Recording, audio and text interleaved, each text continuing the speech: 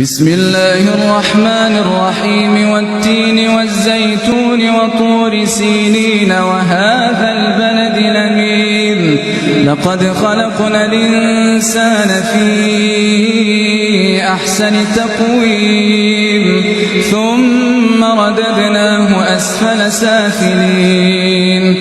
إلا الذين آمنوا وعملوا الصالحات فلهم أجر غير ممنون فما يكذبك بعد بالدين أليس الله بأحكم الحاكمين بسم الله الرحمن الرحيم اقرأ باسم ربك الذي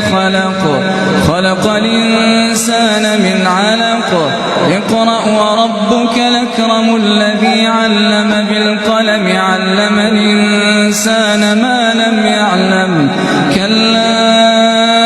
إن الإنسان ليطغى أن رآه استغنى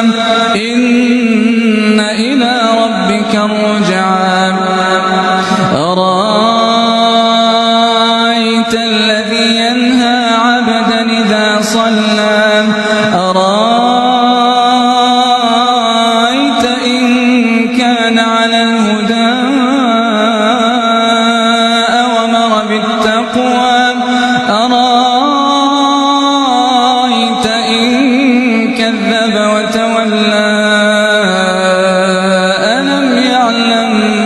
بأن الله يرى كلا لئن لم ينته لنسفعا بالناصية كاذبة خاطئة فليدع